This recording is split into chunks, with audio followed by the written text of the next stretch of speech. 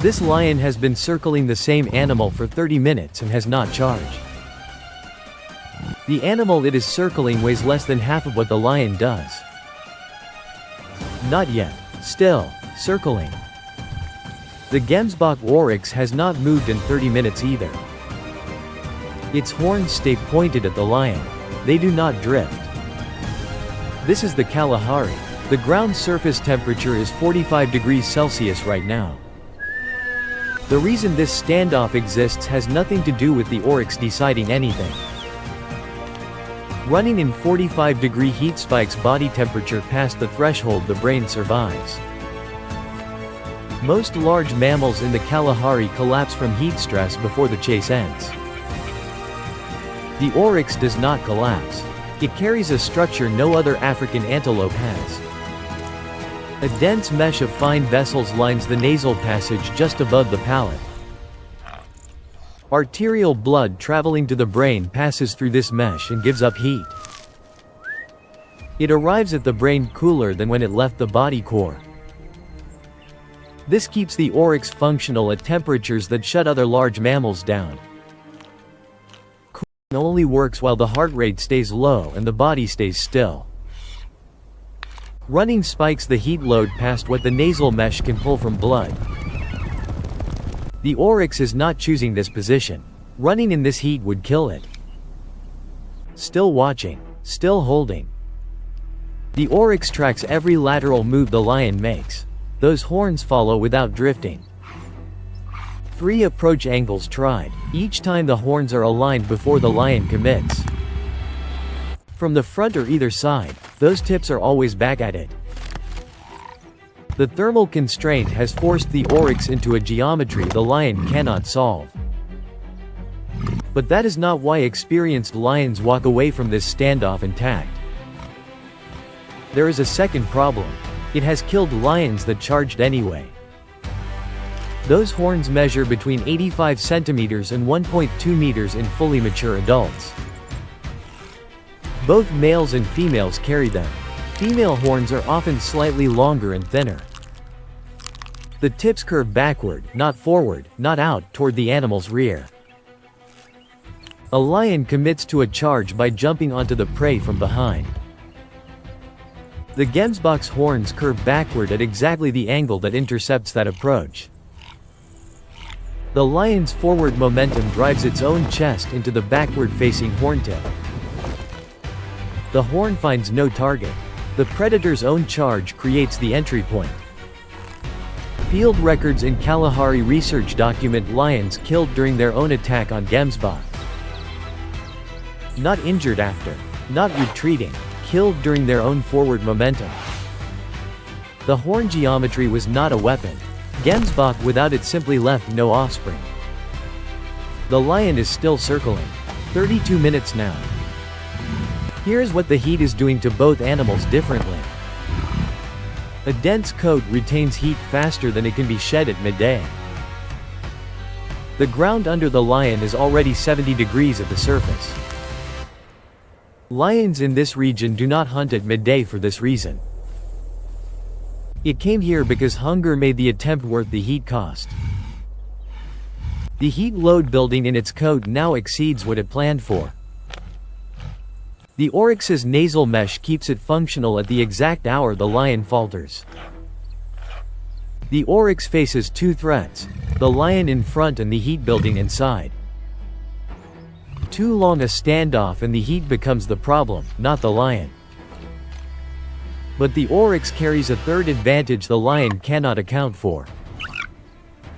It does not need water from any source the lion can locate or monitor. The Gemsbok Oryx can go without surface water for weeks. Not days, weeks. It pulls moisture from roots, succulents, and tubers that absorb dew before dawn. There is no waterhole on any predictable schedule the lion can exploit. Lions in this territory learn every permanent water source within their range. In the dry season, they hold near water and wait for herbivores to arrive. Every large herbivore in this region must visit water at some predictable interval.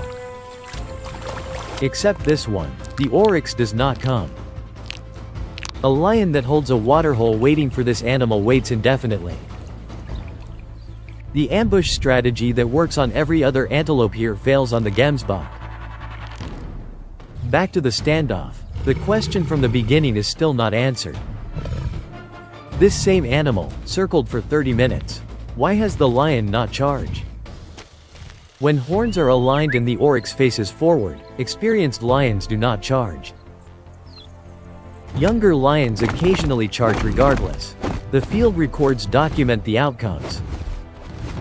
Experienced lions shift to smaller or younger animals at the edge of a herd.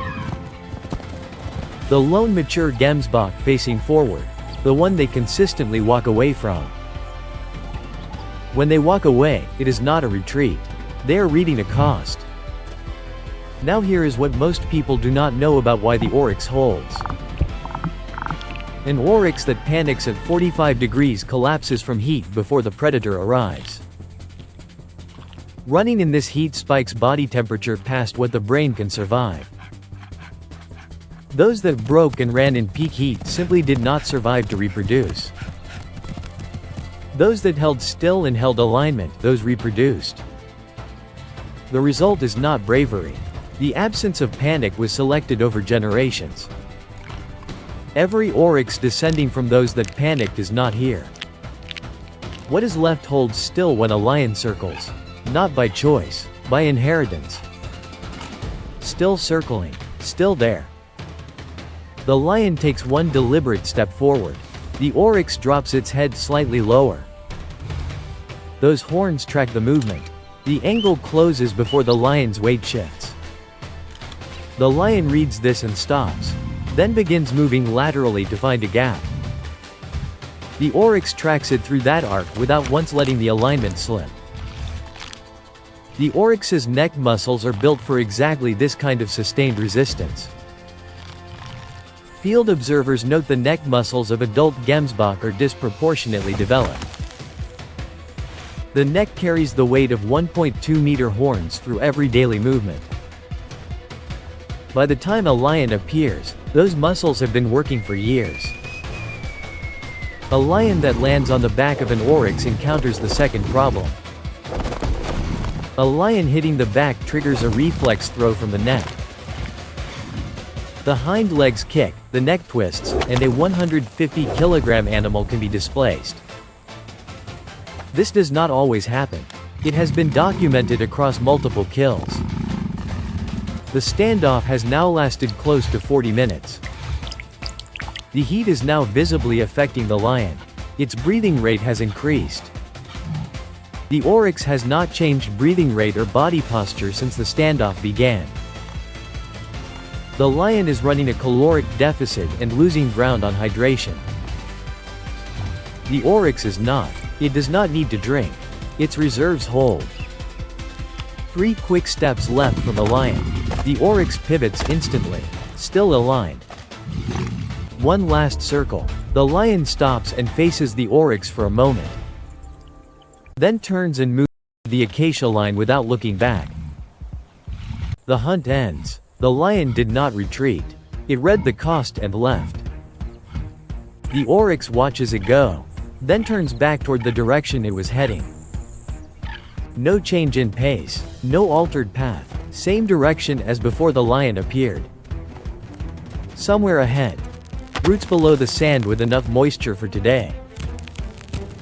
No waterhole, no schedule, no approach angle the lion can use. 40 minutes of standing still in 45-degree heat. 1.2 meters of backward curving horn. A nasal mesh pulling heat from the blood before it reaches the brain. A lion now in the shade of an acacia tree.